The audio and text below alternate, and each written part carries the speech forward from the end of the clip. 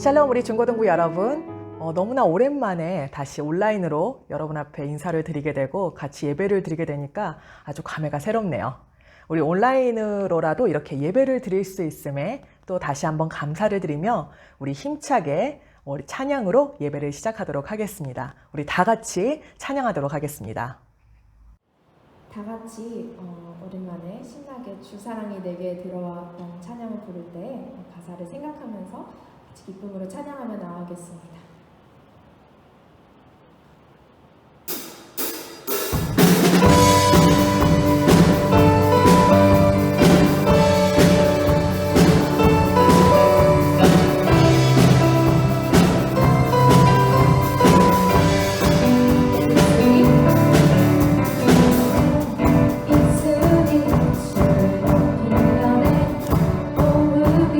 주를 섬기니 무엇이나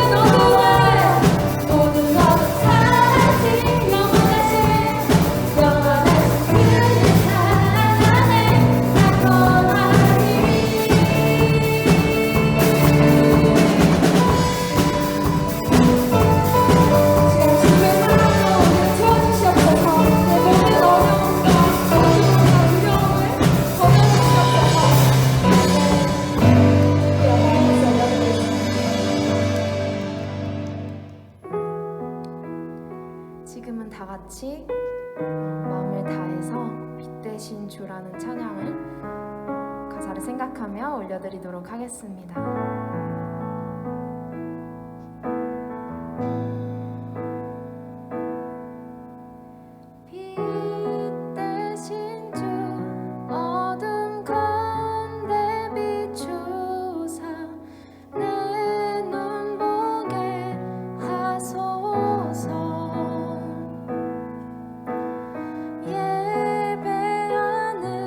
선한 마음 주시고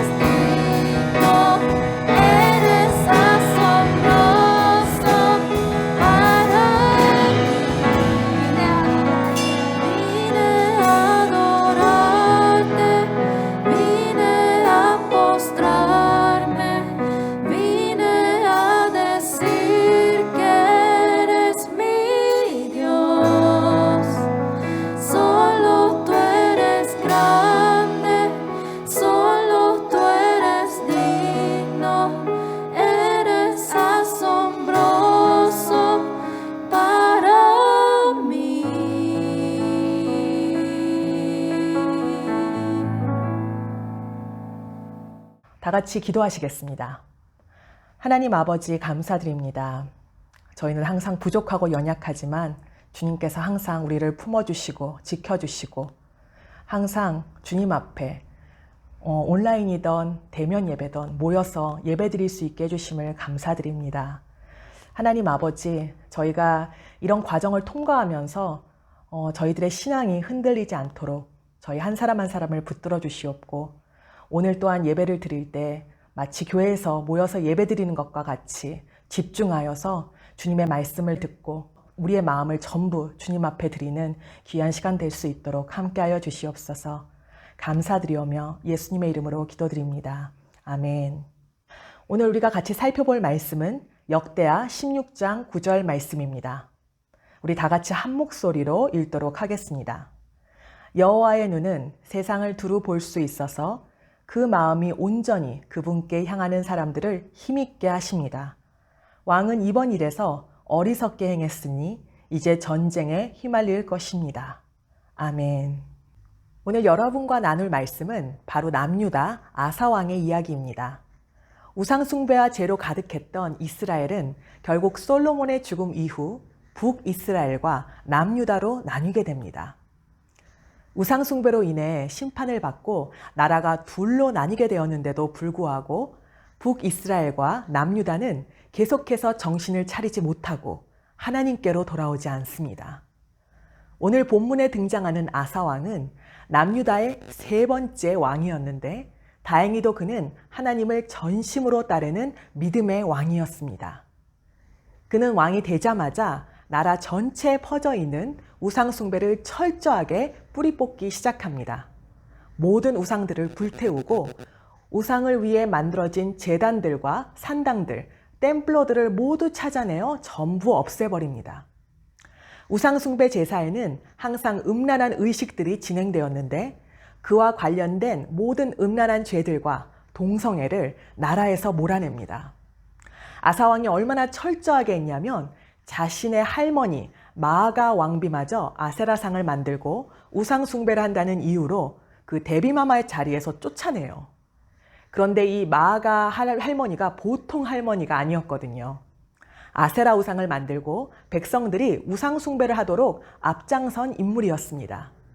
그런데 왕이 자신의 할머니마저도 쫓아내며 우상 숭배에 대해 단호하게 대처하고 백성들에게 회개하자고 부르짖자 백성들은 하나님께 돌아오게 됩니다. 나라 전체에 거룩한 변화가 일어난 것입니다. 아사왕은 이런 모습뿐만이 아니라 강대국의 공격 앞에서도 하나님을 온전히 의지하는 믿음을 보입니다. 당시 구스라는 나라가 오늘날에는 이디오피아라고 불리죠. 100만 군대와 300대의 병거를 앞세우고 남유다를 치기 위해 몰려오는데 당시 유다 왕국은 숫자로 보나 무기로 보나 이길 수 없는 전쟁이었습니다. 그러나 아사왕은 그 어려움 앞에서 절망하지 않고 하나님께 전심으로 매달려 부르짖습니다. 기도하며 아사왕은 전쟁터로 나갔고 하나님은 아사왕에게 완전한 승리를 주세요. 그 소식을 들은 주변에 있던 나라들은요, 두려움에 떨며 무려 35년 동안 감히 아사왕이 다스리는 유다 왕국을 공격하지 못합니다. 전심으로 하나님을 찾고 의지하는 아사왕을 하나님께서는 기뻐하셨고 그가 다스리는 기간 동안 나라는 부자가 되었고 강해졌고 평안했어요. 그런데 문제는 아사왕이 다스린 지 36년이 되던 해에 벌어집니다. 북이스라엘이 남유다를 공격하기 위해 온다는 소식을 듣고 너무나 이상하게도 아사왕은 하나님께 도움을 요청하거나 기도하지 않습니다. 그리고 굉장히 인간적이고 세상적인 방법으로 이를 처리합니다. 아람 왕 벤하닷에게 막대한 뇌물을 쓰면서 북이스라엘을 뒤에서 공격해달라고 부탁을 한 것입니다. 아람이 북이스라엘을 뒤에서 공격하자 북이스라엘은 아사왕이 바라던 대로 남유다 공격을 포기하고 돌아갑니다.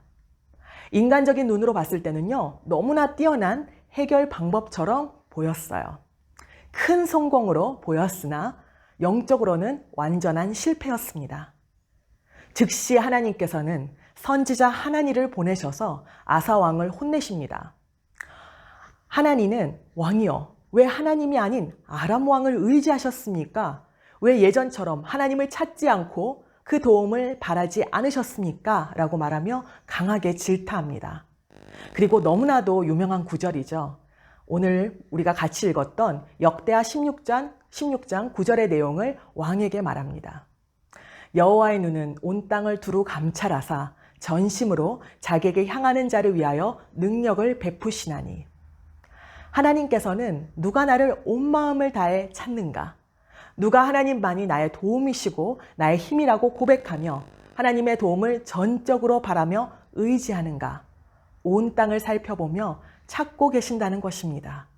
그 사람에게 필요한 모든 능력을 부어주고 그 사람을 돕기 위해, 그리고 그 사람을 통해 하나님의 놀라운 일들을 하시기 위해 하나님의 눈은 지금도 하나님을 전심으로 바라보고 의지하는 자를 찾아 온 땅을 살펴보고 계십니다. 놀랍게도 아사 왕은 하나니 선지자의 말을 듣고 돌이키고 회개한 것이 아니라 오히려 크게 화를 내며 그 선지자를 옥에 가두고 맙니다. 하지만 하나님은 그를 포기하지 않고 아사 왕을 돌이키기 위해 질병을 허락하세요. 아사 왕의 발에 이상한 병이 생겨서 낫질 않는 겁니다. 그런데 그는 안타깝게도 하나님을 끝까지 찾지 않고 유능하다는 의사들만 찾습니다. 그리고 그가 다스린 지 41년째 되는 해에 결국은 그렇게 죽음을 맞이하게 됩니다.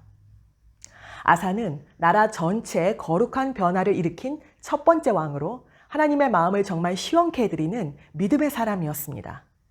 그런데 그의 마지막 6년은 하나님을 찾지도 의지하지도 않으며 자신의 방식과 인간적인 방법으로 문제를 해결하려 하다가 비참한 마지막을 맞이하게 되었어요.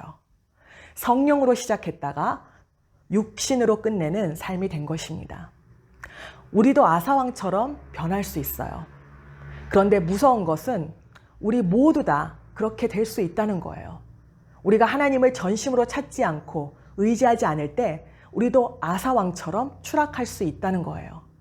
우리도 세월이 흐르며 알게 모르게 의지할 다른 것들이 서서히 생겨나면서 전심으로 하나님을 의지하지 않고 하나님의 은혜로 여기까지 왔지만 세월이 흐르며 하나님께서 베푸신 은혜에 대한 기억이 점점 희미해지며 우리도 아사의 길을 걸을 수 있습니다.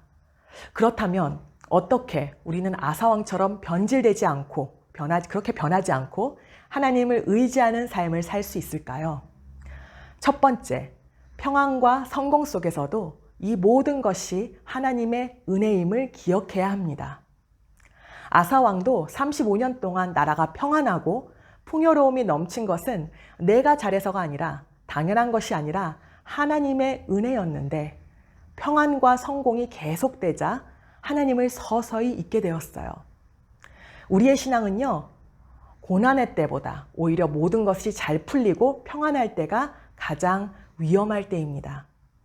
모든 것이 잘 풀리고 평안이 지속될 때 내가 잘해서가 아니라 전적인 하나님의 선물임을 기억해야 합니다. 이스라엘 백성이 애굽을 탈출해서 광야를 지나고 약속의 땅으로 들어갈 때 하나님께서 계속해서 이스라엘 백성들에게 말씀하신 것은 무엇입니까? 바로 너의 여호와 하나님이 너희를 애굽으로부터 구하기 위해 어떤 일들을 하셨는지 기억하라. 신명기 전체에 걸쳐서 하나님께서 어떻게 이스라엘 백성들을 구하셨고 어떻게 먹이셨고 입히시고 약속의 땅으로 인도하셨는지 잊지 말고 하나님의 하신 일들을, 그 은혜들을 기억하라고 수없이 강조하고 또 강조합니다. 많은 사람들이 고난의 때에는 하나님을 잘 찾아요. 모든 것이 주어지고 삶이 편해졌을 때 하나님을 찾고 하나님과 함께하는 삶을 살기는 쉽지 않습니다. 내가 누리고 있는 모든 것들이 하나님의 선물임을 늘 기억하며 감사하는 것이 바로 하나님을 끝까지 의지하며 살아갈 수 있는 첫 번째 스텝입니다. 그리고 두 번째, 어떤 상황에서도 기도의 줄을 놓지 말아야 합니다. 우리가 고난의 때, 힘들 때는요, 하나님 앞에 자주 엎드리고 하나님께 간절히 기도해요. 그런데 어려움이 지나가고 우리의 평범한 일상이 계속 유지될 때, 아주 급한 기도 제목이 없을 때 기도하지 않아도 그냥 그럭저럭 괜찮게 사라질 때 우리는 쉽게 기도의 줄을 놓치고 영적으로 나태해지고 맙니다. 그런데 성경을 보면 다니엘은 어려움이 있을 때뿐만이 아니라 늘 하루 3번 시간과 장소를 정해놓고 기도를 쉬지 않았음을 성경은 기록하고 있어요. 다니엘은 한 나라의 총리로서 정신없이 바쁜 생활을 했지만 그는 가장 중요한 것이 무엇인지 정확하게 알고 있었던 것입니다. 그리고 그 기도의 시간을 절대로 놓치지 않았습니다. 우리가 기도를 하지 않는 것은 바빠서가 아니라 기도하지 않아도 웬만큼 살 수 있다고, 내 힘으로 웬만한 것을 다 해결하며 살 수 있다고 생각하기 때문이에요. 사무엘도 기도하기를 쉬는 죄를 여호와 앞에 결단코 범치 아니하겠다고 사무엘상에 말했습니다. 우리가 기도의 줄을 어느 상황에서도 놓치지 않을 때 우리는 영적으로 깨어 우리의 신앙이 변질되는 것을 막을 수 있습니다. 우리 모두 하나님께서 베푸신 모든 은혜를 항상 기억하며 기도의 줄을 꽉 붙들고 끝까지 하나님만을 전심으로 의지하는 저와 여러분이 되기를 간절히 바랍니다. 지금은 헌금 시간입니다. 준비하신 헌금을 주님 앞에 올려드리도록 하겠습니다.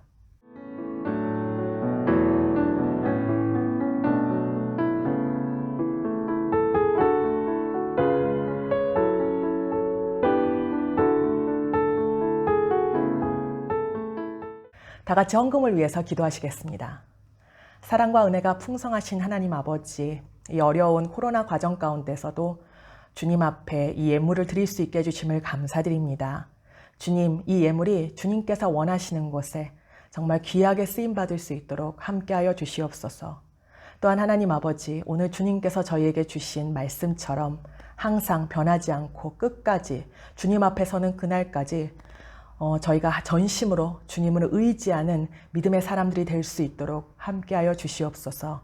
감사드리오며 예수님의 이름으로 기도드립니다. 아멘. 지금은 주님 가르쳐 주신 기도로 오늘 모든 예배 순서를 마치도록 하겠습니다. 하늘에 계신 우리 아버지여, 이름이 거룩히 여김을 받으시오며 나라가 임하시오며 뜻이 하늘에서 이루어진 것 같이 땅에서도 이루어지이다. 오늘날 우리에게 일용할 양식을 주시옵고 우리가 우리에게 죄 지은 자를 사하여 준 것 같이 우리 죄를 사하여 주시옵고 우리를 시험에 들게 하지 마시옵고 다만 악에서 구하시옵소서. 대개 나라와 권세와 영광이 아버지께 영원히 있사옵나이다. 아멘. 네, 지금은 광고 시간입니다. 아주 짧게 광고를 드리겠는데요. 지금 코로나가 갑자기 또 이제 막 확산세로 돌아섰어요. 그래서 우리 주위에 코로나 환자가 굉장히 많이 늘어나고 있기 때문에 이번 주 이렇게 한 주를 온라인으로 예배를 드리게 되었는데요. 다음 주에는 다시 오후 2시에 이제 본당에 모여서 예전처럼 대면 예배로 드리게 됩니다. 아마 지금 이 코로나 기간 동안은요, 갑자기 온라인으로 드렸다가 또 모여서 드렸다가 이렇게 왔다 갔다 계속 할 거예요. 그러니까 여러분 놀라지 마시고 이제 다음 주에는 잊지 마시고 오후 2시까지 아니 1시 50분까지 본당으로 모여서 같이 예배를 드리도록 하겠습니다. 그럼 우리 모두 다음 주에 만나요. 안녕.